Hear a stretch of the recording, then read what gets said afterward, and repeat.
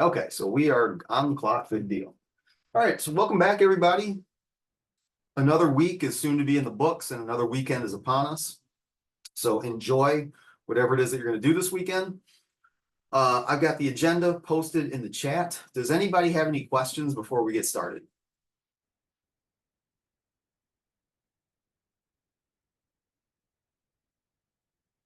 Okay, well then let's get to it. We got a pretty fun class tonight.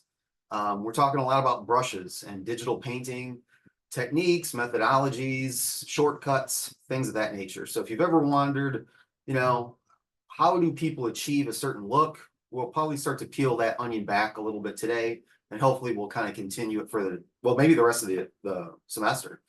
But I will say this. We're going to look at an artist by the name of Dave Raposa. He's a concept artist. He's got a high level of realism to his work. He's extremely, extremely talented. And I used to watch him on Twitch quite a bit. And he's a nice enough guy, but you can tell that he gets annoyed by the same question over and over and over again. And the question is, what brushes are you using? What brushes are you using? Or like, how are you doing that? I know exactly what people mean. Like they're starting off somewhere. But I think what irks him is it's not the brushes that make a good painting a painting. It's the time. There's a philosopher by the name of Malcolm Gladwell who's got this theory about 10,000 hours. If you do 10,000 hours of something, cooking, drawing, playing basketball, whatever it is, you will be a master of it. Like all you need to do is lock in and do it. So the way that Raposa is saying, it's like, it's not the brushes that make this good. I make this good. And it's not that I'm good. Well, he is, but it's that he's practiced. Like people want to get good right away. And I get that, you want this instant gratification. But, let's take skateboarding, for instance. I'm terrible at skateboarding. And I used to skateboard and I never really got any better because I never really practiced. Like I just wanted to be able to ollie right away. And I wanted to be able to drop in right away. You know how many times you have to fall and scrape your knees and break a finger and this, that, and the other before you actually land one of those things? It's forever. Maybe some people are a little bit more naturally inclined to something, but the reality is there's no shortcuts. What makes a good digital painter is painting, painting, painting, continuing to paint. Some stuff, won't come out great. Some stuff you'll be kind of happy with, and then you just keep going. You just keep going and you keep going. And at some point it becomes enjoyable. So it doesn't really feel like work anymore. You like it. And then you forget to log the hours. And then at some point, someone's going to ask you, like, how did you do that? What brushes did you use? And you can have a little chuckle and be like, well, 10,000 hours. That's all it is. So we're going to take a look at some concept art from the Sea of Thieves PDF that I gave you guys. We're going to do a book cover lecture, fairly brief, probably like 10 minutes, and then we'll kind of like dive right into Adobe. Next week, we'll talk about Procreate, how the two are similar, what's different, what's maybe better in some cases about the two. And I'll show you some shortcuts. And then at some point, we'll take a break. And after the break, we'll turn over to everyone here. You guys will talk about, I just easy for me to say 635. I know there wasn't 6 people in your group, but use your imagination. We'll talk about the 635, how that went, and then we'll talk about your mood boards. And then we'll end with some homework that I'll send you over the weekend with to kind of get you in the habit of drawing and painting. So let's start with the PDF.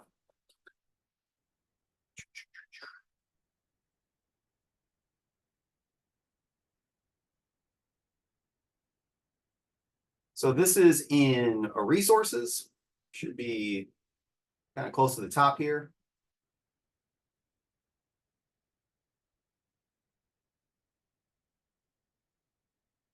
Coincidentally, I stumbled upon this at COD when I was teaching there physically at the campus. Can't remember how I came upon it. It's kind of like a weird scenario, but I found it. And at that point, I think that year I was teaching animation or storyboarding, something like that. And I saw this, like, oh, that's really, really cool. Normally these things would cost some money. It was free to me, so now it's free to you. So Use it as much as you want. I've never played this game. I think it's a game. I don't know if it's a tabletop game, a video game. Um, I'm sure I could Google it and find right out. Maybe you guys have played it, don't know. It is But a it's video game. video game. Okay, there you It is a go. multiplayer video game. Okay. So multiplayer video game. If you look at tabletop games like dungeon crawlers and things like that, the art is incredibly similar. Like I've seen this style on several of the tabletop games that me and my friends play. It's a very recognizable style. It's pretty cartoony. It's pretty exaggerated. That type of stuff lends itself pretty well to fantasy. But all that said, like the genre, don't like the genre, like games, video games, tabletop, don't like them. All of that, push that to the side. What I think is really good about this is it's a very deep dive into the process of what it takes to be like a concept artist or a character creator. Because it's one thing to look at this and be like, oh, that's really cool. I wish I could do that. If we break this down, it goes through how all of these characters are generated and just gives you an idea of the time that it takes. These things just are not like they're captured in lightning in a bottle. It's a sketch and then another sketch and then another sketch. So if you think about, say characters, here's the same character rendered 1, 2, 3, 4, 5, 6, 7, 8, 9, like 10 different ways, different girths, different shapes. The hips get wider, the shoulders get narrower, the head gets more round, the head gets more elongated. They do like several different iterations, several different treatments on them. They turn them into silhouettes. Something that a good character designer always takes into account is a silhouette. It reads extremely well. There's a storyboarding book, and it was the first time I heard this, and it's absolutely true. You can draw a character 2 different ways and turn them into complete silhouette, like the character's black, the background's stark white. If you can understand what the character is doing in silhouette, that's a good read, as opposed to a similar pose where maybe the arms are a little bit like more tucked in, maybe with like a fighting stance or something like that. When this turns into a silhouette, it just kind of turns into an outline. You can't really tell what's going on. But if the arms are outstretched and you've got one up here, then you can kind of understand where the curvature is. That reads a lot easier. You start to see like early color guides. You guys are going to be doing color guides for your next round of like previs for your book covers. So you're going to be doing sketches on Tuesday as well as color guides. And that's just loose color washes to kind of understand what the palette looks like. Because since we're not using photographs, you got to generate this stuff from the ground up. Same head, it's the same armature painted several different ways. Some have beards, some have goatees, some have big nose, some have small nose, some have red noses, some have scars, some have tattoos. Just lots and lots of different variations. I've seen this from like cell cartoons where they were trying to nail down the look of, a barbarian or a superhero, or even if it's just, like Felix the Cat or something like that. The animator has to figure out what this character looks like from all these different vantage points, top, bottom, worm's eye. So they'll just draw and draw and draw and draw the same character over and over and over again until, they or the powers that be like it. So it just goes on and on and on. And then they really kind of like start to like get into the nitty gritty of the process, where you'll start to see the black and white to the color washes to shadows and highlights, final color treatments. I mean, it's 221 page booklet and it's all there.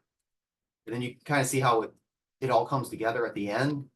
So if concept or character art is something that you dig and you kind of wonder like, how do I break into that? I think this is a really good starting point if you've never seen anything like this before. So take it, download it, keep it if you want. I think it's great. Pretty handy.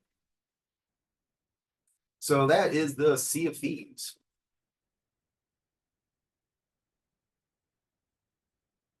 We also have a presentation, book cover design. So let's take a look at this.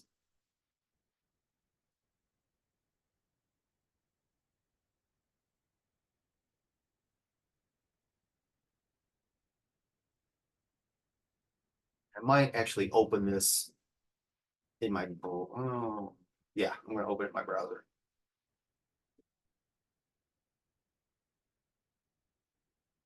Yeah, I agree. I love concept art. I've got several books on it. You know, some of the previs stuff on like the big action sci-fi movies, like Iron Man, when that came out 12 years ago.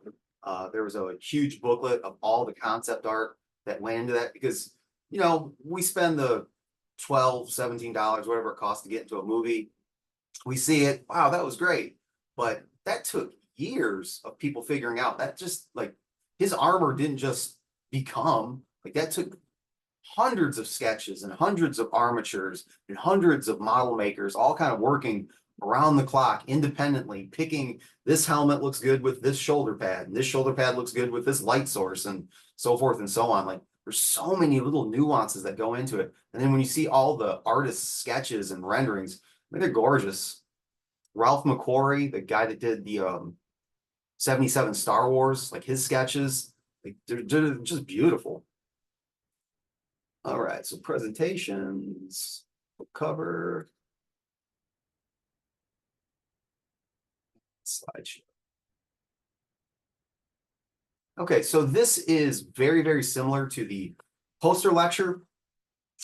In fact, I think I created this one first. So there's those same tips from Chip Kidd that was on the poster design. And I don't know if you'll remember, but when we were talking about poster design, I even said this is more in line with book cover, but you can substitute it pretty, seamlessly into poster design. You're going to see that same verbiage. In fact, I think that might be the same quote. Now, you guys have two book covers to do. One has been assigned to you. The one is completely what you want to do.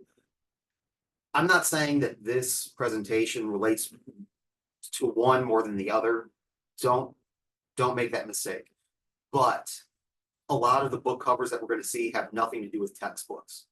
And that's probably a good thing because I had said last class on Tuesday, a lot of the textbook stuff that I've seen, I can't really recall a textbook cover that I saw was like, that's a really good book cover. So that should be a pretty low bar for you guys to hurdle. Just make it better than what's out there, and it's already good, but try to make it as good as it can be. That said, a lot of the stuff that you're going to see, I think you'll probably assume pertains more to the book cover that you're going to choose. And if you assume that, I don't think you'd be terribly wrong. There's a link down here too that you might want to follow. Just some tips. Some of them are kind of obvious, but some you might want to consider a little bit more. Have a point. Design is different than art.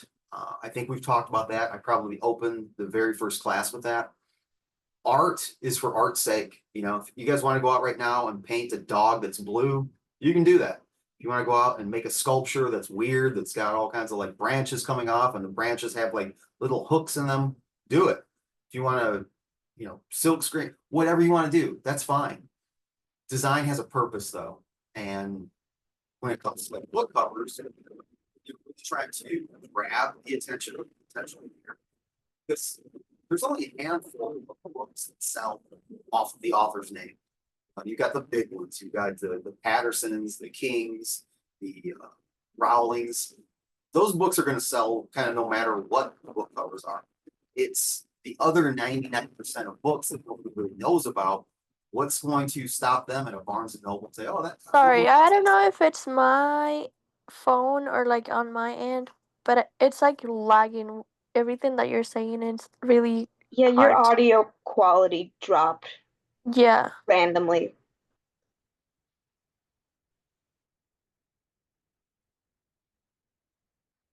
how does it sound now?" No, not.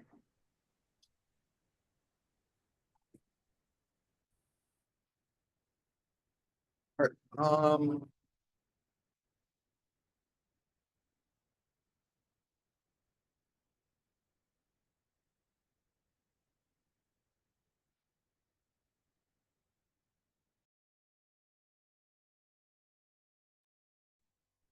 How does the audio sound now? It sounds good. Okay. I'm gonna turn the video back on. Let's try this. How does it sound now? Good. Yeah, It's okay? I think that's good. Okay. Let me know if it sputters back out.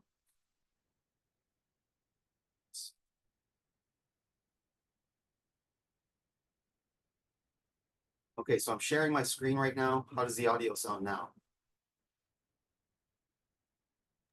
It sounds okay for now. Okay or good? Yeah, it sounds good. Okay. Just chime in if things start to lag, okay? Okay. What, I don't know how much got cut off there. What I was saying is design needs to have a point. And the point of book covers is essentially just to sell the book. So how do we do that? Well, we want to make a provocative image, something that stands out amongst all the other books out there. That's not easy to do. The other big component is it has to stay on brand. I've said that term so many times. I'm going to keep saying it. It just means it needs to capture the essence of what it is. So if your book is a supernatural, it should have a supernatural vibe to it. If it is a thriller, it should have a thriller vibe to it. Now, that might seem obvious, but you'd be surprised how many people miss the mark on something like that.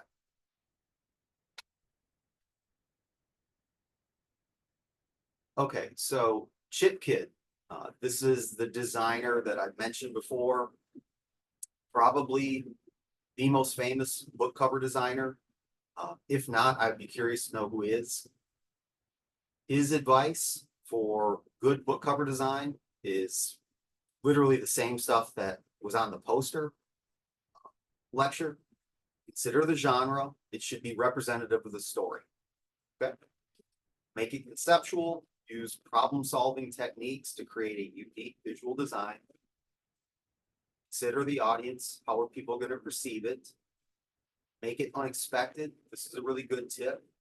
Try to work with something non-formulaic. For posters, I had mentioned the floating heads, how kind of tired and weak just the floating heads are. It's obvious, like all that is doing is showing who's in the movie. Boom, boom, boom. Who cares? Come up with a more original take on it. Don't expect the cover to sell the book. That one I take a little bit of disagreement with. Start with thumbnails. We're starting with sketches. And I had said last class, find a way to like what it is that you do. You gotta love it somehow. It's not the easiest thing. You guys were randomly assigned a topic. Some of you cringed. Some of you didn't vocally do it, but I know we're like, oh God, history or social studies. Ugh. Find a way to make it interesting. That's your job. Because if you don't like it and you don't like doing it, it's going to show. It really will. Now, let's pause for a second. The book on the left, I'm sure everybody has heard of. You guys have probably seen several of the movies. You guys recognize this image here? This is from early to mid 80s, I think. I'm not totally sure on that, but it's older than you'd expect.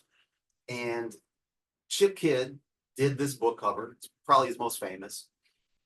And he did a TED talk where he talks about this, and I'll paraphrase, but I will link to it. It's a really good TED talk. He was talking about how he came up with this idea, and he had all these different thumbnails, all these different ideas, and he kept going back to just the bones of a T-Rex, and he just thought like how horrifying that looked in a museum. Like that to him, all the other ideas that he had, like there was something just about those bones that is so recognizable and so iconic and is so just kind of terrifying, even though the thing is dead, millions of plus years, tens of millions, hundreds of millions of years, is still like just scares the crap out of you. He couldn't think of anything better. So what he did is he took a piece of tracing paper, took a light box, and he just traced the bones from a photograph from a museum. Now, we're lucky in Chicago, we've got a replica of one of these things. So maybe you guys have seen it. They're huge. They're completely like awe-inspiring. But yeah, he just traced it, used a Sharpie marker, filled it in, photocopied it, put it on the book cover, and they loved it. Like one of the more simple approaches was the best approach. Now, let's put that more into a little bit of context here. That image that he did 30, not maybe 40 years ago, this is still the image that they use today to market the movie. When you see the movie, they go into the park, that's on the big doors that open. It's on all the vehicles that they drive. It's on all the lanyards that the scientists have. It's on all the movie posters. It's on all the commercials. It's that graphic. It's his graphic. Now, as a designer, why is that important to us? He gets points on that. Every time that that's on a Burger King cup, every time that that's on a toy that you find at Walmart, every time that that's on a pair of underwear or pajamas, he gets a percentage of that. Needless to say, Chip Kid is 1,000,000 times over from one image that he made. One really smart image. Like, he doesn't have to work anymore if he doesn't want to, but he likes it, so he does. But you talk about like how one really, really good image can stand the test of time, so much so that there's no need to revamp it. Steven Spielberg made that movie in, I don't know, 94 or whatever. That was the graphic that they used. They're like, it's perfect. It's exactly what we're looking for. It's very timeless. So, two things. One, don't discredit something simple, something iconic. I had said before, we have this habit of like, I need to do more to it. Not necessarily. Some instances, simple is good. So try to keep that in the back of your mind. It's not like how much you put into it. A lot of times it's like, how much can I take away from it? And two, always be thinking about like the long game. Some of us will sell artwork outright. You can do that, and sometimes we need the money and we do that. But if you think something's got some legs underneath it, no pun intended, negotiate rights. If you think that this is something that might be used in a larger campaign or a campaign that further on down the road, it's something that you can talk to agents about. Say, I would like to retain certain permissions of this, and that way, if it is reused down the road, you get a little piece of that moving forward. These are a few more of Chip Kid's book covers. Again, think about the subject matter. Very simple, type-based imagery. Put a couple blurs on them. The image on the right is, unfortunately, we don't get the full concept here, but what happens is it's interactive. So the frosted, I think it's 1084 or 1Q84. I don't know what those numbers refer to, but when the book comes out of the slipcase, those frosted, these right here, they're not die cut. They're spot varnished. So there's a material here that makes it partly obscured, and this part is clear, almost like a mask. And when the book comes out, it reveals different images. So it's not just a static image. As you begin to pull the book out, things begin to reveal in different spots. So it's a really cool, little interactive game. And if you watch his TED Talk, he talks about that at more length. Again, two more Chip Kid images. The one on the left, he also talks about. He thought about this for a long time, couldn't really figure out a good solution, and then he ended up just printing out the book cover on some porous Bristol board with heavy saturated ink. Then he just took a little squeeze bottle of water and sprayed it, let it drip down, photocopied it. That was the book cover. So try to be creative with some of these. Yes, we're using digital materials, but that doesn't prohibit you from using more tools in your toolkit. If you've got good ideas, use them. This is the time to kind of be creative. Now, these are just kind of in no particular order or reason. I just picked them out because they kind of range the gamut. Some are very heavily Photoshopped, some are minimally Photoshopped, some have very ornate type, like the one on the right. Some have a little bit more restrained type, like the one on the left. But what I do like about all the examples that we see is just by looking at them, even if the type was in a different language, even if it was just glyphs, I think we would all be able to like quickly guess what the genre is. And that's important.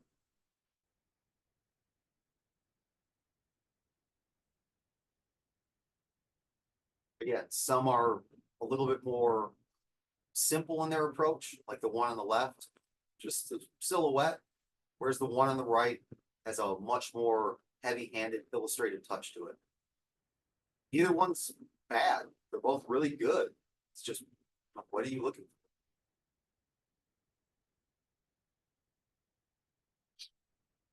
I don't think you can go wrong with spot colors. I think black, white, and one color in a pinch, I use that a lot. And sometimes that color is red, but it does set a certain tone. It's not good for everything.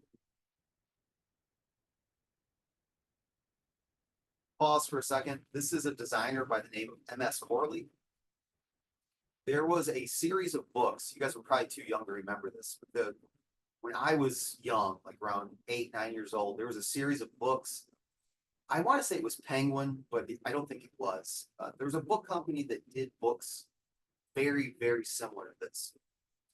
They would be monochromatic. There would be just one color, and then it was black. And when I say white, pages were never really white. It was like more like black and like a manila. And that's what he's referencing here. So what he did was, let me take a step back for a second. Let's talk about Harry Potter for a moment. Maybe you've read the books when they came out. There's a couple pretty reputable design magazines, design periodicals like ID Magazine, Print Magazine, Visual Communications. Every year they'll do like a best of the best roundup, and they'll categorize it. You know, best infographics of the year, best logos of the year, best fonts of the year, et cetera, et cetera. And then they'll do the flip side, like worst design of the year. If you're familiar with like movie awards, these would be like the Razzies of design. Almost every periodical survey Reddit list would put the Harry Potter books as some of the worst designed books of those years. Now, I'm not saying that they're bad books. If you like them, great. If you don't, that's fine too. It doesn't matter. Even if you like the old book covers, that's fine. I'm just letting you know that a lot of people that are respected in the industry thought that they were very unique. They should have had a better illustrator go in. Nobody liked the type treatment. It's kind of hard to read. They were just a little bit disjointed. It didn't look the way that the books should look. Fast forward 10 years, this designer came out and he said, I'm going to redesign them. And I'm going to redesign them in the vein of whatever this style is called. I'll call it Penguin books. Don't quote me on that. And he did. And anybody that's seen these types of books knows exactly what I'm talking about. So what do we got? We've got a monochromatic scheme. So the one on the left is red, one in the middle is orange, one on the right's yellow, and believe it, I think there's 7 or 9 books in total. There is green, blue, purple, etc. So there's one single color. The type is all the same. It's Helvetica throughout. There is a simple black vector graphic. So we have the crow's feet, the serpent's tail, the girl with the necklace, and then there's one photograph.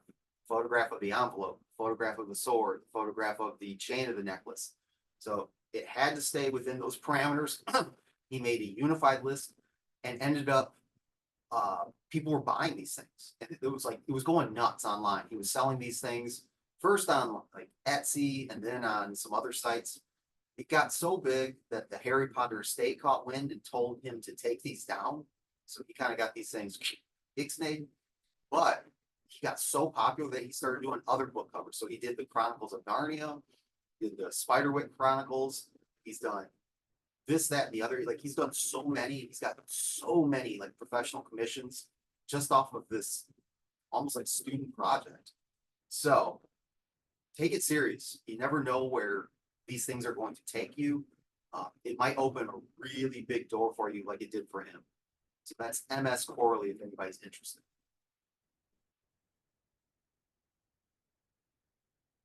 Again, some are simple, some are flat, some are iconic, some have big chunky type, some have more restrained type. The one on the left, we're going to be doing an in-class exercise today. I asked you guys to bring some drawing paper. We're going to do a continuous contour before break. The one on the left is a really good example of what you could do with a simple line drawing. So for those of you that think I can't draw very well, I would imagine you guys could probably draw that horse, especially if you had a restriction on it. These are really just all type. Type with some very simple icons. You know, you've got a ripped edge brush already. That's easy to do. You can do the ripped edge of the little captain here. These things are not extremely difficult to render.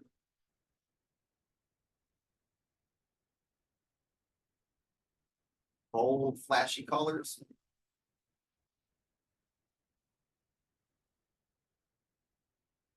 There's another example of a continuous contour. This is something that we'll kind of get close to today when we do our drawing exercise. So, some food for thought.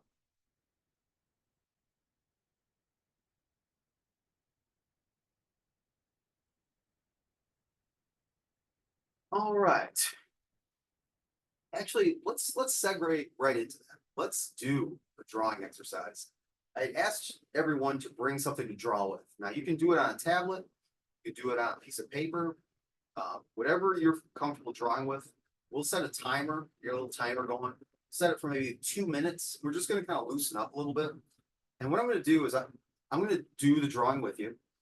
And I'm going to use this drawing on Tuesday, and I'm going to show you how you could use these techniques. I don't want to just do these things and be like, so we did a continuous contour, great.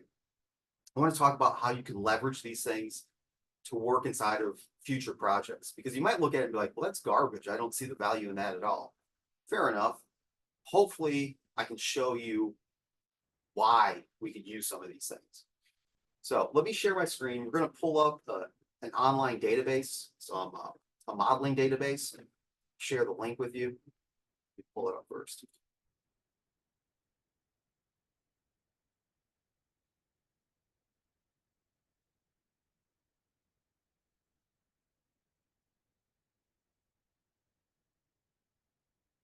I use this one a lot in classes because you can specify different criteria. If we were in a life drawing class, I don't think that we would have any problem doing like nude models, which you can't specify. Being an online class, what's the point? We'll choose clothes, but you can specify genders, you can specify different types of poses, you can do animals. There's a lot you can do with this. So it's pretty cool and it's totally free. And beyond that, you can set a timer. So if we're trying to do like rapid visualization, which we will, our last drawing exercise is just going to be 30-second prompts where we're just going to throw down the line of action as fast as we can and then just kind of like bubble around it. But this is the site we're going to use. So let me get my pencil and my drawing pad. Give me 1 second.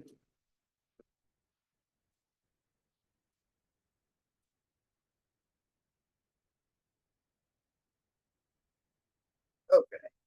So I'm going to do traditional. That way I don't have to have my iPad out.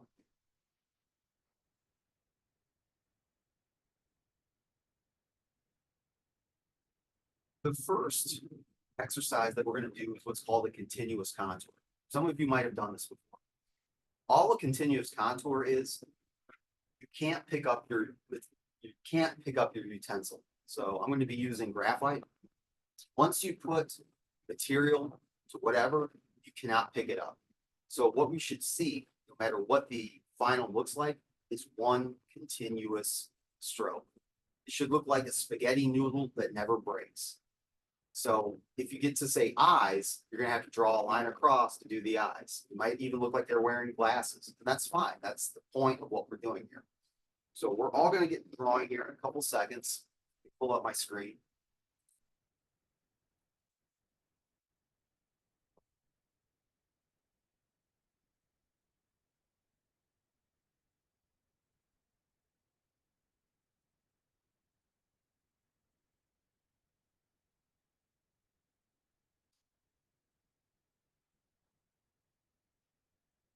Do figure drawing.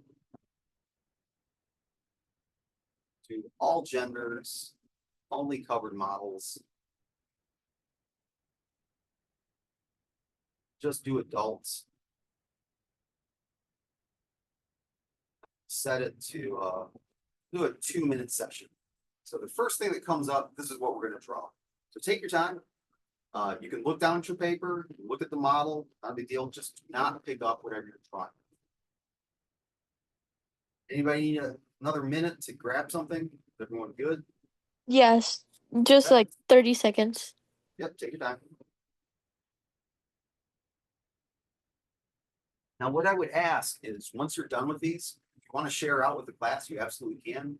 But before Tuesday, scan in or take a picture of what you got because the in-class demo is going to use these continuous contours. And we'll do another exercise. And on Thursday, we'll do another exercise. We'll keep doing that throughout this unit. Why do we do these things? In a drawing class, these are like warm-up exercises. It's to loosen up all the ligaments in your wrist. It's kind of gets you looking.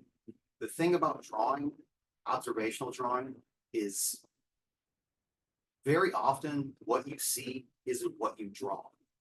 So we're trying to train the eye of seeing and then rendering. I know it sounds real obvious, like, why? That doesn't make any sense. Of course, what you see is what you draw. Be very surprised. Like, if you're doing still lifes, draw a still life, the instructor comes over and like, actually, that box isn't at that angle. Well, yeah, it is. It looks like this. And then they do a little measurement. And they're like, well, it's at this angle. And they put it on your paper. Like, oh, God, you're right. It actually is more of a 45-degree angle. And it is overlapping this. This is, this reflection on this glass is catching over here. So our eyes play tricks on us just because we're not used to seeing and then accurately translating. So we're going to kind of just loosen up a little bit, have fun with it. Okay. All right, so let's give it a shot, see what comes up. Some of these are real goofy. You can tell that some of these things are like designed for like cosplay or fantasy. Like some people have swords and stuff like that. Whatever it is, we're just going to give it the old college try. So make sure that whatever you do, you don't lift up once you start. Just draw through it. Don't erase anything.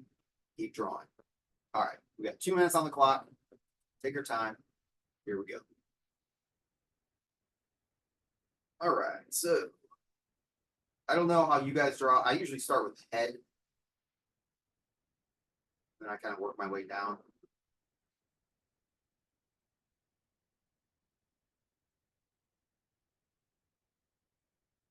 This is one of those really nice exercises too, where if you kind of stress over like I'm not that great at art, do a couple of these because they don't come out highly realistic. It looks like a kind of like a spaghetti monster, and that's good. It'll give you a little bit of confidence of like, well, it wasn't great, but you know what? Nobody else is really that great either, so that's okay.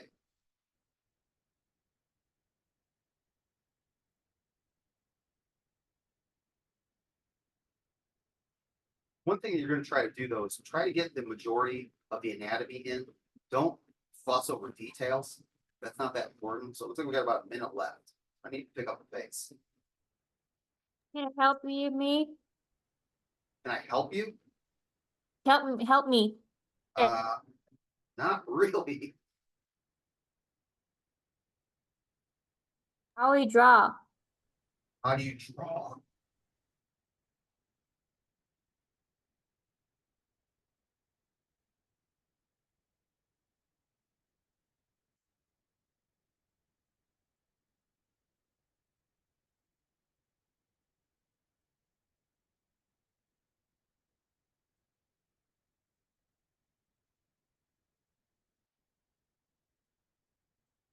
Fifteen seconds left.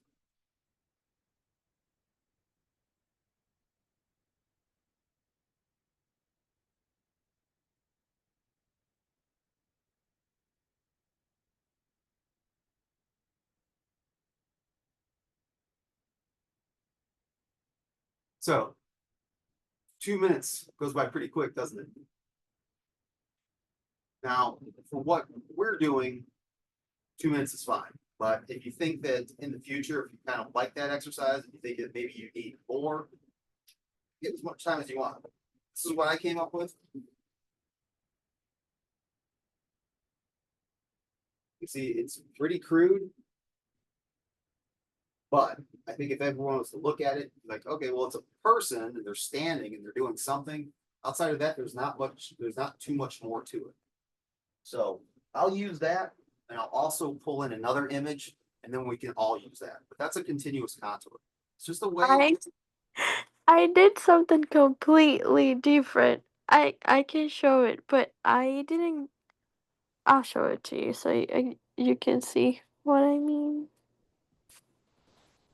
What?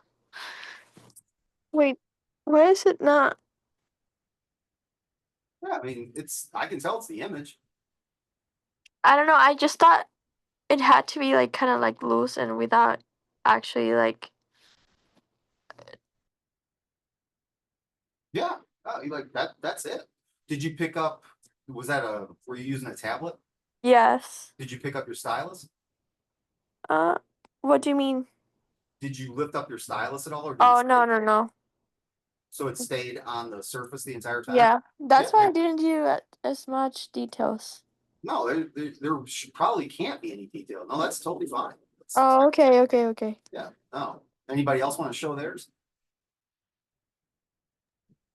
Sure, I'll show mine. All right, see what you got. Oh, hold on. It says that sharing is not turned on. Oh, let's check that out. Go for it.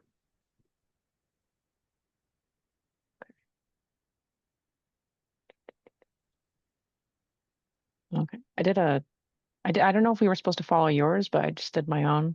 Yeah, no, that's perfect. That looks great. You were drawing in Photoshop? Yeah. Yeah, looks great. Anybody else want to show? These are exactly what they're supposed to look like, 100%. Like the little noodle people. Let's put it like this. If you think that these look weird, these are going to be the best looking ones out of everything we give. Next 3 exercises, they're going to look way weirder. So don't feel bad. Does anybody else want to show? Last semester, like everybody was like really like, oh my God, I want to show mine. I want to show mine. But I'm not going to force anybody. I mean, I can show mine if people want to get a laugh. Yeah, I think it's Thursday, man. We need a laugh. Times are All right. real weird right now. Hoping my camera works here.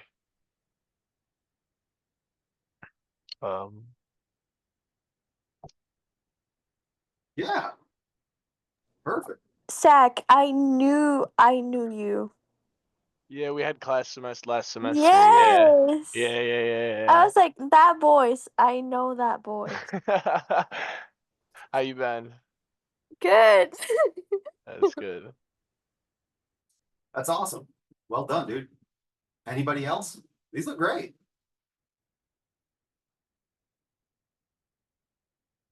Okay, well, hang on to them. Acquire them digitally if they're not already. Like Zach's doing traditional, I'm doing traditional. The 2 girls did digital, so theirs are already saved. So if yours is analog, get a picture of it, get it in, and we will. Essentially what we're gonna do is we're gonna use brushes and paint underneath it. But I will have another demo file if, for whatever reason, maybe someone wasn't here. I'll have something like kind of in the can that we can all use as well. But good job. Next week, it would be next week. Next class / next week, we're going to be doing a blind contour. So if you know what those are, you know already it's not going to look much like the image at all. So, all right, that was fun. All right, guys, let's get into Photoshop and let's spend, I don't know, a half hour plus in Photoshop. Let's talk about some brushes. I think what I'm gonna do is I'm just gonna share Photoshop. I think that just makes the most sense now.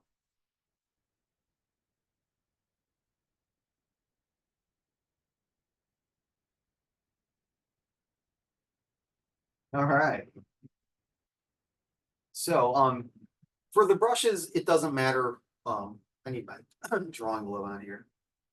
It doesn't matter what size document, but I would say you don't want something super tiny and you don't want something super big. So an 8.5 by 11, if you'd like to follow along, that's what I'm going to start with. So I'm just gonna go to new file. And plug in an 8.5 by 11. Create. So this is just the size of a piece of paper. You know what that looks like. Okay, we talked a little bit about brushes before. Let's really get into all the nuances. So B is your brush tool. And I always, not always, I usually 99% of the time, I'll paint on a new layer. So we know hotkeys, left bracket, small brush, right bracket, bigger brush. Numeral keys. 1 is 10% opacity, 6 is 60%, 0 is 100%. Okay. I'll hit A, Control or Command A and delete to delete all, and Control D to deselect. We should know by now that clicking the foreground color will bring up our color picker. So if I want red, now I can paint with red. Left bracket, make it a small brush, little red line. Good. Control Z, Control Z. How do I control the brush? How do I load brushes? How do I make brushes? How do I customize brushes? All of that is going to be in the brush engine. So if you come up to Window, this is where all of your palettes reside. All of them. You might not see them all. In fact, you probably don't want to see them all. Because how often do I use paragraph styles in Photoshop? Never. How often do I use the measurement log? Never. How often do I use version history? That's different than, yeah, I don't even know what that is. So there's some stuff that I just don't use and I don't want it out. There's some stuff that I use a lot and I do want out. So brushes would be one of those things. And your brush settings are F5 on the PC. I apologize, I don't know what they are in the Mac, but you can find that out. Needless to say, we're going to be working with window brushes, and it should come bundled with brush settings. So either one of these should bring out these tabs, which I'm not seeing.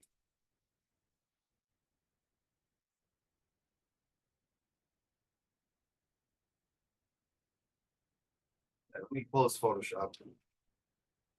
Open that again.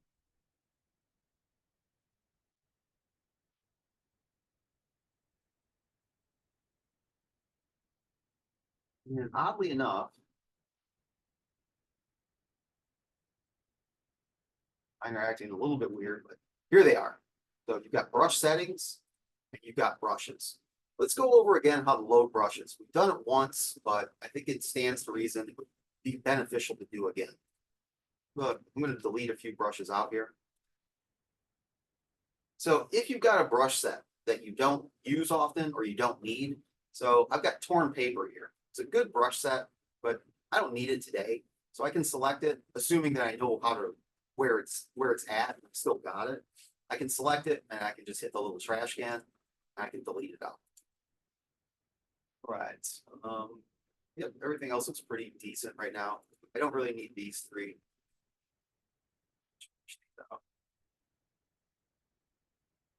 Okay, so let's load some brushes.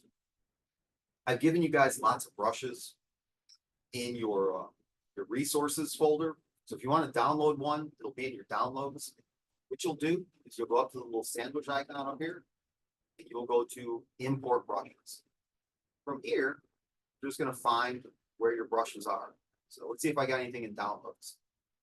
I don't, so I didn't download anything. I know for a fact that I've got them in my D drive. They should be under brushes and patterns. All of these ABRs are my brushes. So I've got my True Grit, Bracken, my Grut brushes. These are ones that I gave you. These are the ones I'm actually going to load right here. Oh, probably, I think I'm sharing Photoshop. Hold on.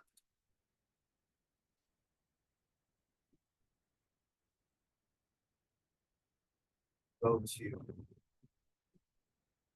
resources, brushes. These right here, Grut brushes. These are like pressure sensitive watercolor brushes. They're pretty good, and that's what I'm going to load. So you just want to download these. So they'll be in my downloads now.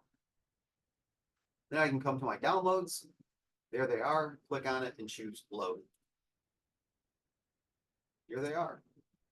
So this has a bunch. It was about the $30 set. I think it was worth it. the ones that I really like would be the watercolor and the gouache. I haven't tried all of these, so don't ask me what some of these do. You also, by default, have another set of brushes. I don't know why they don't bundle this. Like your brushes probably don't look like mine. You probably have something called like dry, wet, special effect, and maybe something else. You've got brushes loaded with Photoshop. They just don't come off the flop. So if you go to the little sandwich icon up here into brushes and you choose legacy brushes, you got a lot of brushes in here. Some of them are pretty good. So I'll load these up as well. It's going to say, do you want to restore these? I'll choose OK. Take a look. Inside of here, you've got a bunch of brushes. Thick, heavy brushes, wet media brushes, round brushes, square brushes. Those are, I like those a lot. Legacy, dry brushes, so forth and so on. So you got a bunch of brushes secretly tucked away inside of Photoshop. So if you want to keep those out, please do. If not, you can trash these out. They're not going anywhere. You can get back to them at any time. I think I'm going to start with a legacy brush. I think I'm going to do something like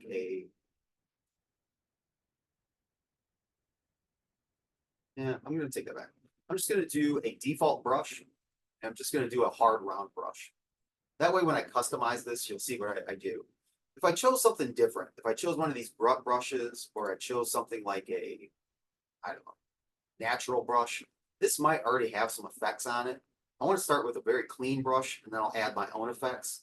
And then once you kind of see how these effects work, these settings work, then you can go back and choose like a chalk light, go back to the brush settings and be like, oh, okay, well, it's got smoothing and it's got this spacing on it. If we went to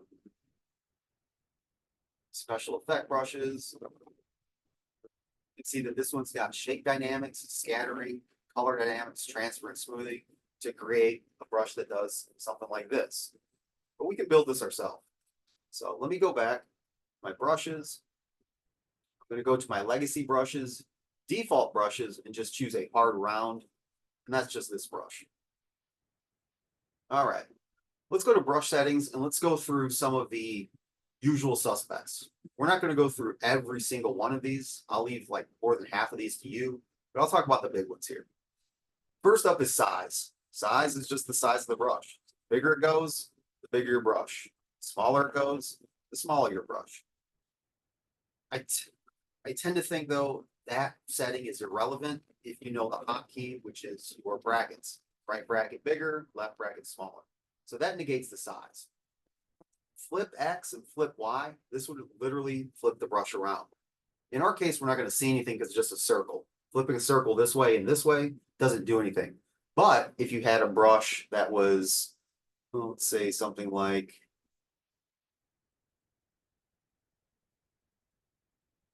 this, which is a piece of barbed wire.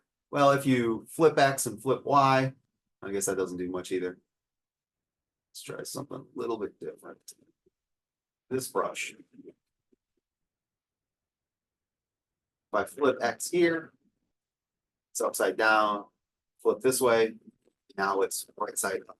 Again, not really doing too much here. But those are some settings. Sometimes that's a little bit more dramatic.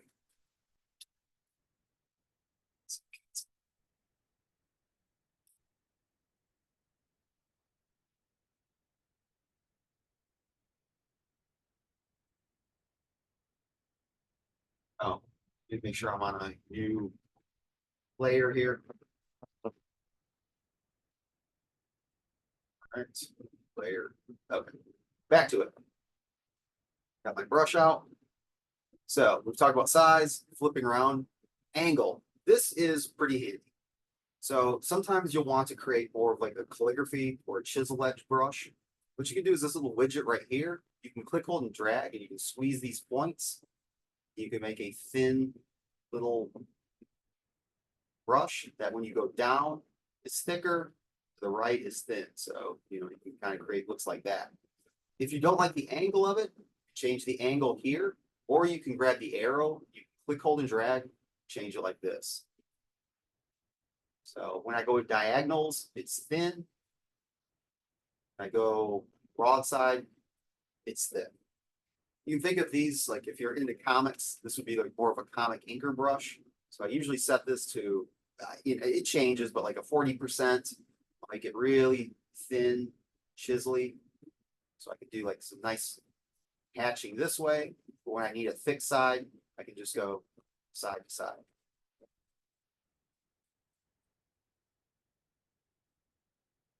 That's pretty handy.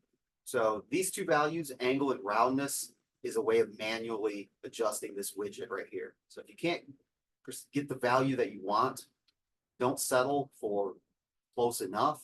Make sure that you accurately dial this in. Hardness is the hardness of the brush itself. So if I pull this down, it becomes a soft edge, more of a spray paint style brush.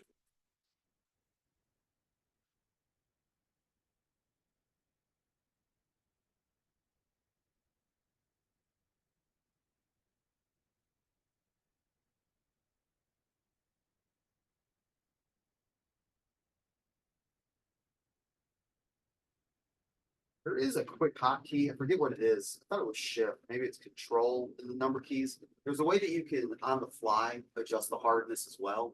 I guess I've kind of forgot that. There's a way that, the numeric keys will adjust this. Let's try one more thing here. So I'm going to make the brush a little bit smaller. I know that the number keys would be the opacity. I thought that shift in the number keys. Oh, that's flow. Okay, never mind. Oh, okay, never mind. There is a way. I'll have to Google it. I don't remember. Back to this. What else do we got left? Spacing. If I click, hold, and drag and up the spacing, then you can create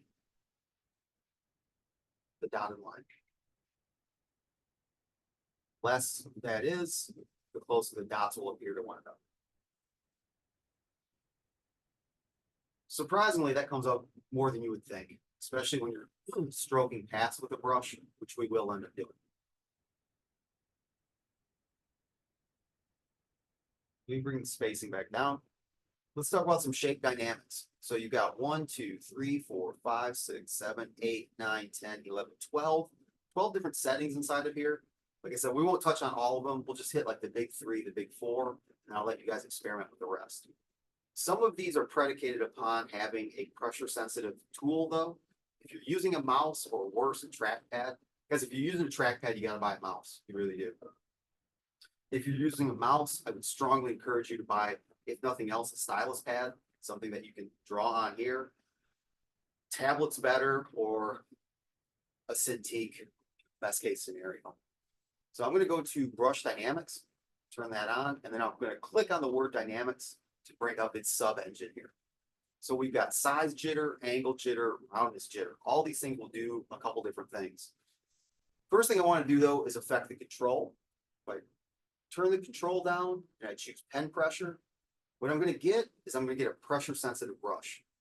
Almost all the brushes that are worth anything are pressure sensitive, meaning the harder you press, one of two things will happen.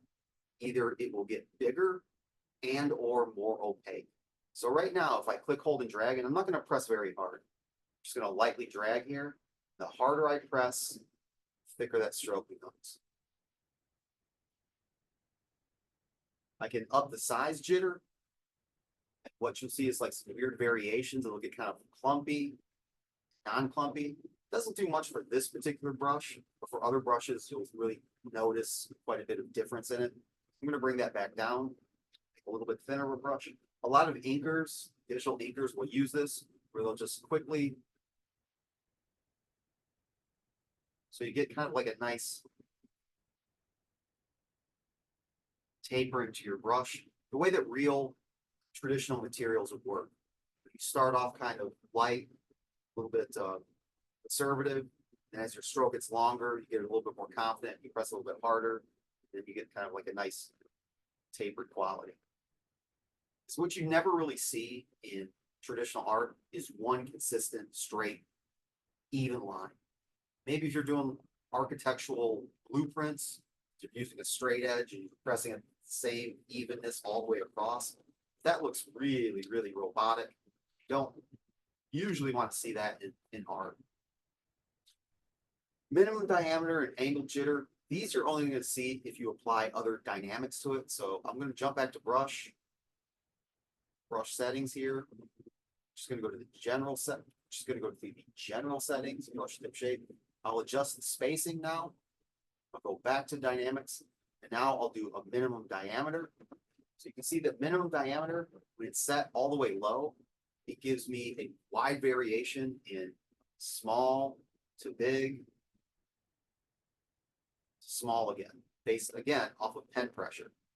So I'll make that a little bit bigger so we can see that. So pressing very lightly. And again, I make it a little bit lighter as I trail off. That's the minimum diameter set to 0. If you pull that all the way up, there will be no variation, no matter how hard you press. Angle jitter, you won't see anything with this because I've got a circle brush. So let me grab a different brush.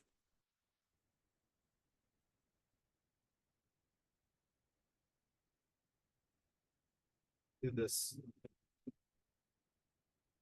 charcoal brush. I'll go back to my brush settings. Go back to my shape dynamics. This time I'll do an angle. Space it out a little bit. So that's the brush. Turn on pen pressure. I'll raise my minimum diameter. This time I'll change the angle jitter. So now when I click, hold, and drag, you can see it begins to rotate. So it's not in the same place every time. It's not like staggering. The more that this is, the more severe the angle is. The roundness, if I click, hold, and drag, you'll see that now they become thin to thick to thin to thick to thin to thick. What would be the use of a brush like this? I would say like snowflakes, leaves, things that you want a lot of to create a lot of texture, but you don't want a rubber stamp of the same snowflake over and over and over again. You don't want a rubber stamp of the same leaf over and over and over again. This gives a little bit of variation. They'll twist, they'll turn, they'll shrink, they'll scrunch. It's a good way of doing it. I'll stay with the same brush. Working okay. I will now apply scattering. Scattering, we've got 3 sliders here. You can do the amount of the scatter. What this does is it just jogs off of, if you think about typography being on a baseline, now you're raising above the baseline and below the baseline. So instead of making, here, I'll pull it down, make a line. Straight line. If I scatter it, do that same stroke, kind of all over the place. Yeah, it's just adding variation. Now that's a pretty severe scatter, so I'll pull that down a little bit. Up, down, up, down, up, down. Again, you could put pen pressure control, you could do it on both axes.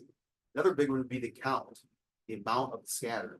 So now, when I click, hold, and drag, getting a lot of these little things all over the place.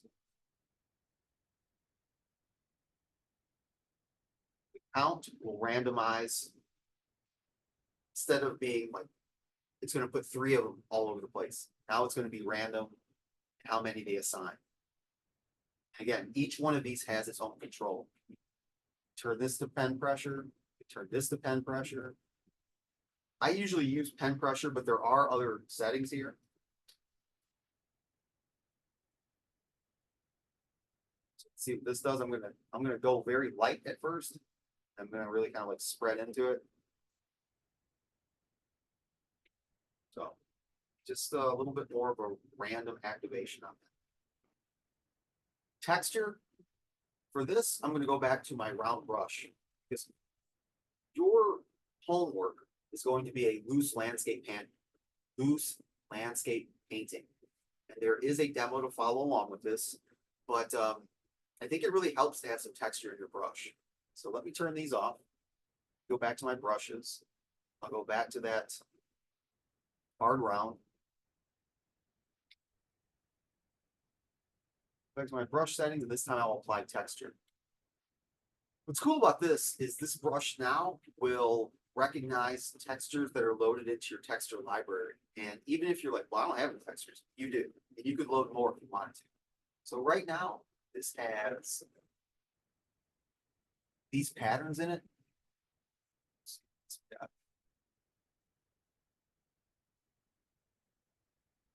could import patterns if I have some, and we're gonna be talking about patterns. I don't think we'll get to it tonight, unfortunately. Just grab whatever I've got.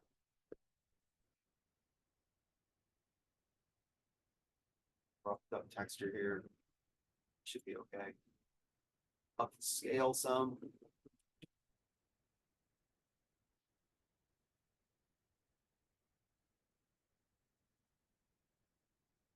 All right, so I'm just kind of playing around with a few settings here, kind of mess up the brush or mar up the brush a bit. So give it a shot here.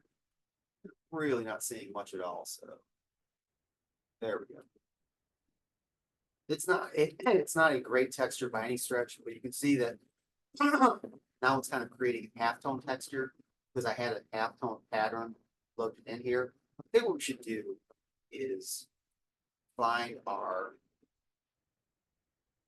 I'm going to go to append default patterns. So let's all do this. Let's go to our texture. In your little texture widget up here, I'm going to click on the settings here, import or go append default patterns. That's okay. So now you've got some patterns to choose from. You should have trees, grass, and water. These are terrible, but it doesn't matter because we're just using them as a texture. So I'll do a tree. This is like a rock texture. Going to invert it. Play around with the scale a little bit. Brightness is how much or how dark of the texture you're bringing in. Contrast, those kind of the same thing. I set my blend mode to multiply, but you can mess around with these. See if anything else looks good. Pull the depth all the way up. And if you think that I know what I'm doing, I really don't. I'm just kind of winging it. So, and now when I paint, got a much more like texture style brush. You guys have texture brushes already inside of your brush catalog. For a default, something like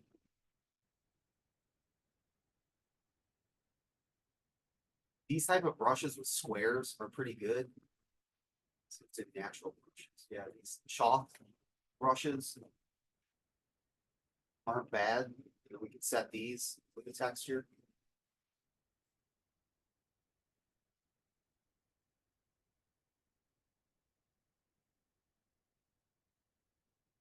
Now we've got a brush that is kind of like painting more roughed up as if we had like a blunt piece of charcoal. So messing around with textures to add a little bit more grain to your brush can be really useful. Another setting that I want to talk about is color dynamics. So for this, I'll go back to my circle brush.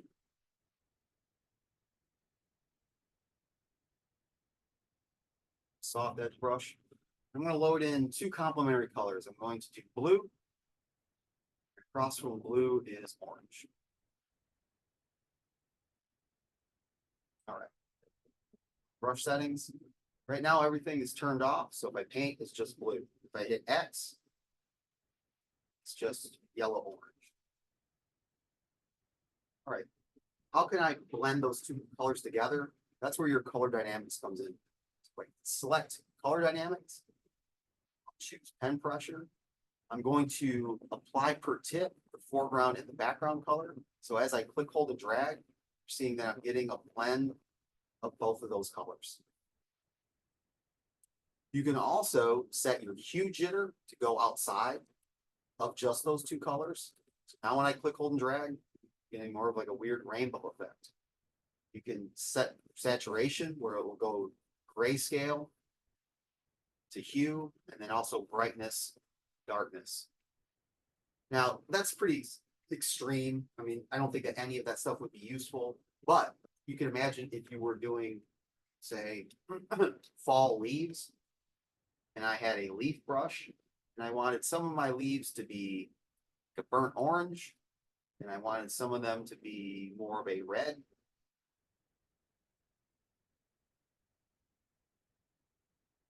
turn my brightness down, keep my purity, my hue, all those down. And then when I click, hold, and drag, each one of these might be slight different variation.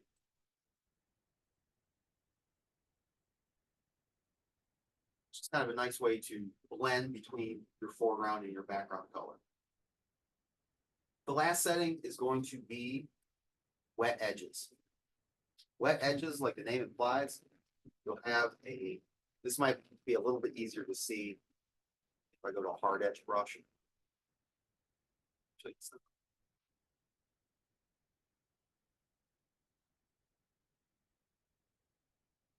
Wet edges. You'll see that it's actually easier to see with a soft edge brush.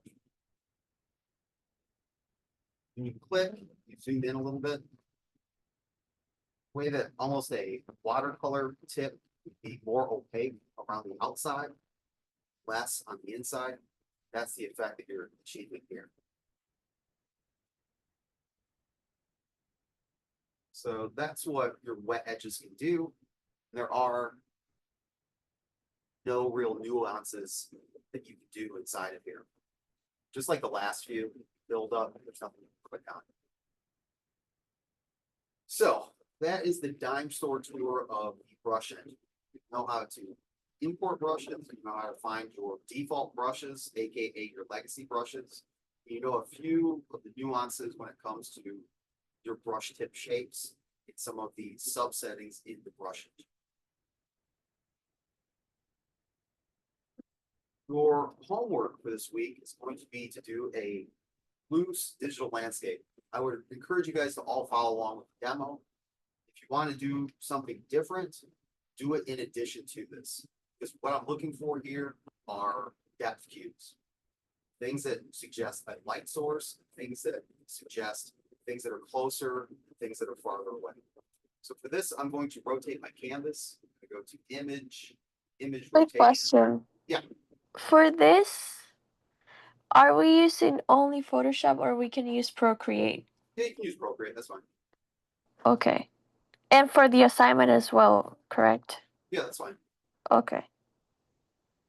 So I'm going to switch to a different brush here. I'll pick a brush that you guys all have. Brushes, and I gave you guys the Gruthub brush pack. So I'm going to use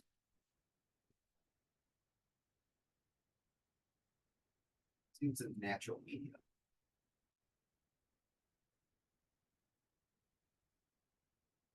I'm going to use charcoal, very top. So we've got a haze, third one down. This will be the brush that I use. If you're curious to know how this brush behaves, the way that it behaves, go to the brush settings. Now you've seen these things. You go in here and be like, okay, what's dual brush doing? Oh, they're actually using two brushes. What texture do they have applied? Okay, let's scale at 146. What scattering do they have applied, etc. So that's how that's working. You're going to want to start with a light source. So I'll just real quick key in here and say, all right, my light source is going to be a yellow light source. It's coming from up here. And it's going this way. It's about halfway back. You don't have to do it this way. I highly encourage you guys to work with layers because what you're going to be turning in is a PSD for this because I want to see how you're using layers. So at a minimum, you're going to want at least 3 layers, but probably many more. You're going to want a foreground, a middle ground, and a background. I'll start with the background. So I'm just going to real quick prime this canvas. I say canvas because I came from traditional painting. You never want to start with a white piece of paper or a white canvas. You want to ground this thing. So real quick, I'm just going to throw in a color temperature. This is going to be like a desert type scape. So I'll just E for brush, my brush bigger. Just going to real quick throw in some colors here. Now this brush is taking up a lot of RAM. It's moving a little bit slow, and that's okay because it'll get smaller as I go. All right, so this is going to be like my base color palette. It's actually a little bit too dark. So come up here, lighten it up some. And I think I'm going to go at a lower opacity, so it'll be like a 40%. This is kind of a light source. Take. So this is like the general temperature. So just looking at this, we know we're not in the Amazon rainforest. we know that we're not in Antarctica. Like, we kind of understand it looks warmish. Like I said, it's gonna be kind of a desert barren landscape. So we're gonna go ahead and start to plug in some of my background assets, grab here, strengthen this up a little bit. And I'm just gonna roughly block in some shapes here. And get some mountains going.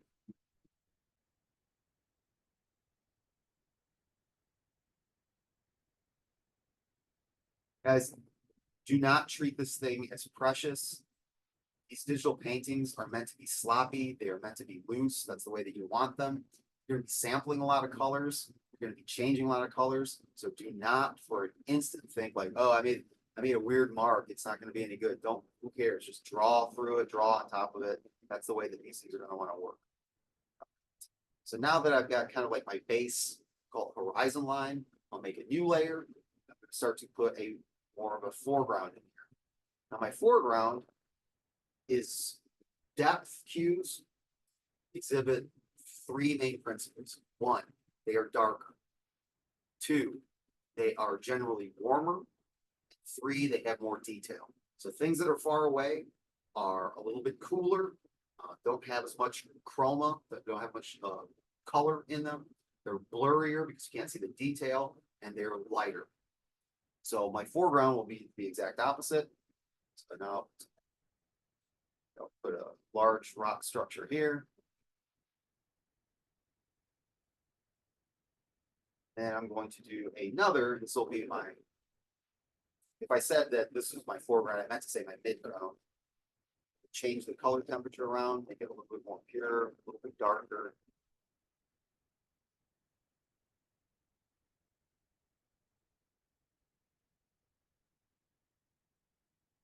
All right, so that's just kind of my base terrain.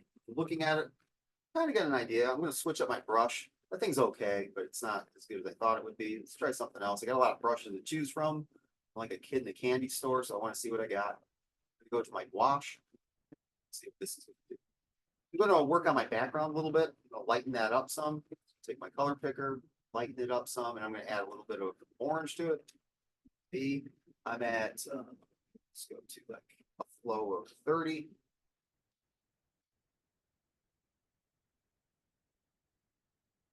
Larger here.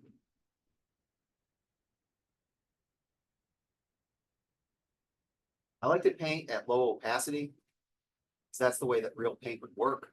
You want to be able to see through. It's like glazing with acrylics or oils. Strengthen up the light source a little bit. With lower opacity. There's my light source. And if this is my light source, that light source is going to be picked up on the oblique sides of whatever it's hitting.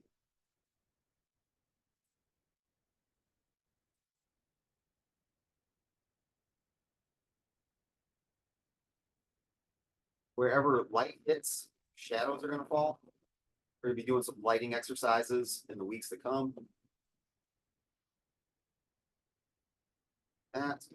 And I'm going to add a little bit of darkness. Sky. Shadow. Inside of this. Here's the hotkeys that I want to share with you before I quickly end this. Two things that are really going to help, not just portraiture, but landscape as well, are going to be rotating the canvas. And this is so helpful that it really kind of stands to reason that you might want to set this up as a hotkey. So you're probably going to use it quite a bit. So we all have a natural inclination of drawing a certain way, like just the virtue of our arm bending this way. It's easier for me to make this stroke than it is to make this stroke. The problem with that is everything ends up leaning a certain way. Could be people, like legs go in that direction. Heads go in that direction. Mountains, clouds, trees go in that direction because that's the way that I move. This is awkward for me. So the way that I would rectify that with a piece of paper is I would just rotate the paper. I can't take my hand off and move my hand, like that's impossible. So you just re-rotate this to kind of self-correct that. A lot of animators and illustrators will hold their work up in a mirror. they would start to spot, oh, that doesn't look the way it should. So we check this out. I would encourage you guys to enable this as well. You can go to image rotation, flip canvas vertical. When I do this, that's sorry, I meant to do horizontally. That's upside down, but that's pretty telling as well. Both of these are really good. I did one before I wanted to do the other. Now that I'm looking at it upside down, it's way more abstract. I can say, all right, well, if this is the light source up here, really the shadow should be over here, probably even darker. I'll bring in some colors here.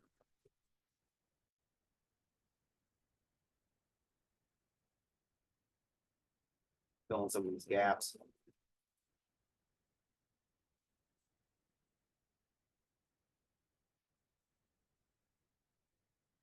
But the one that I want to show you that I think is going to be a little bit more useful, upside down takes a little bit of time to get used to. To image rotation. Go back to vertical. All right, looking better. Grab some color in between here. So in between areas, blend that out a little bit better.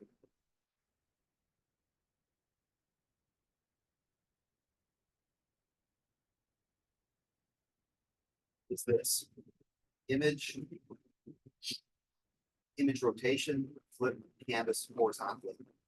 Now I can say, all right, yeah, it's definitely going one way. Like all the things are going this way. That doesn't make any sense. So what I really want to do is take some of this stuff and be kind of bring it out this way.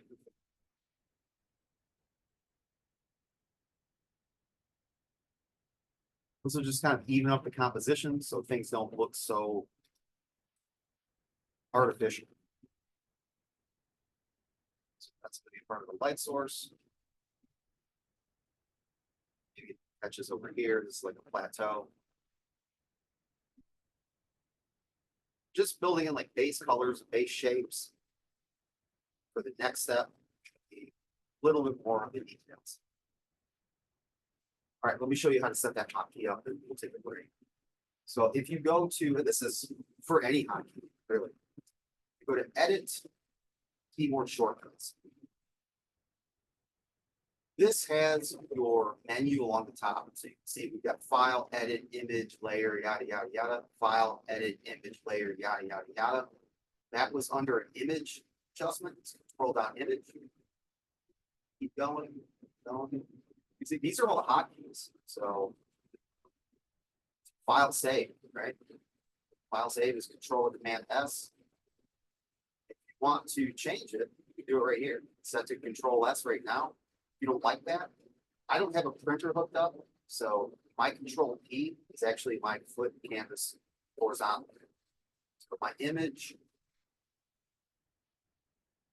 rotation, flip canvas horizontally. Set to Control P. It says it's already in use. It's file print. I don't care. I don't print anything. You can put in whatever you want. You can put in letters, numbers, put a shift, control, and alt, whatever you want. But this is so useful. It's going to be useful for these next 3 weeks. I promise you. I would encourage you to do a flip canvas horizontally now. Accept it. Shoot, okay. So now as I paint, back in here and say, all right, well, it's looking better. I can kind of see where it's going. Grab a few more colors here, the ink brush, smoke out some of these outside lines of it, talk out some of this. I'm going to bring in a little bit of cool colors. I want much, but I want like a little bit of blues in there.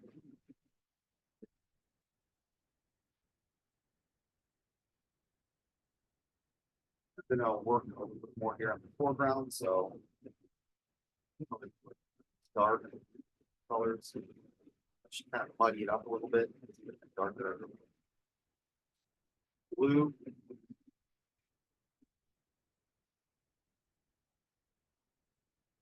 I'll just Control P. Right, yeah, it's really neat.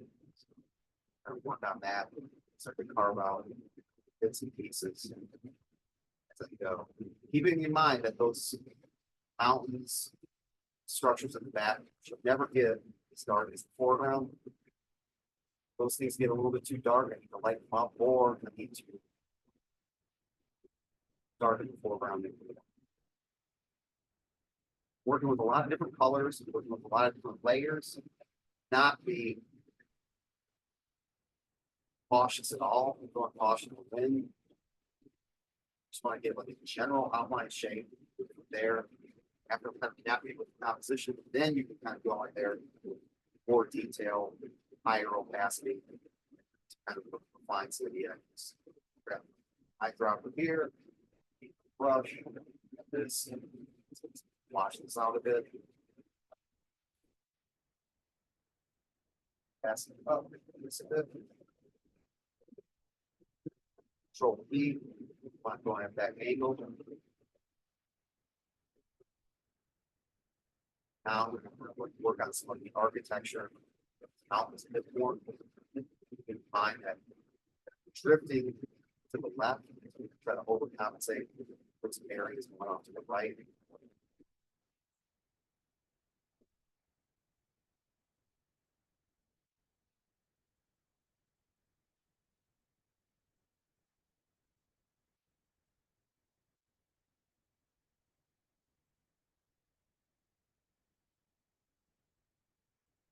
Every highlight that I introduce, I want some type of shadow. So,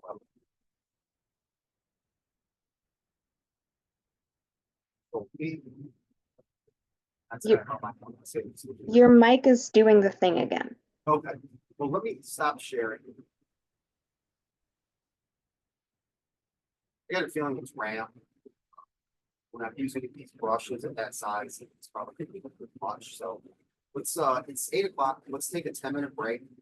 Meet back in here, talk about what you guys did with your 635s, food boards. And we'll probably be done for the night. So, meet back in here at 8.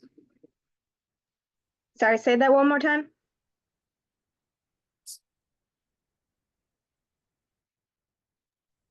Hopefully this is coming through a little bit better. I think it's a RAM issue. Oh, okay. I think that using Photoshop with some of those brushes, it's depleted some of the memory, so I'm starting to get sluggish. It's 8 o'clock. Let's take a 10-minute break. Let's come back here at 8:10. Let's talk about everyone's 635. Talk about the 2 book cover food boards. We'll be done with that.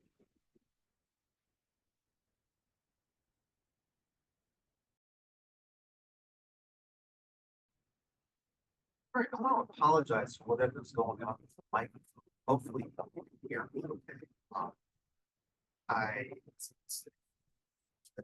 2 days ago, I ordered a brand new computer. I think it's gonna be here within a week, so I will make sure that I run an update and I restart before every chat. This has never happened before. I don't know exactly. Kind of embarrassing. Yeah, I could barely understand you. Really. I got the first part, but the last part was all gobbledygook.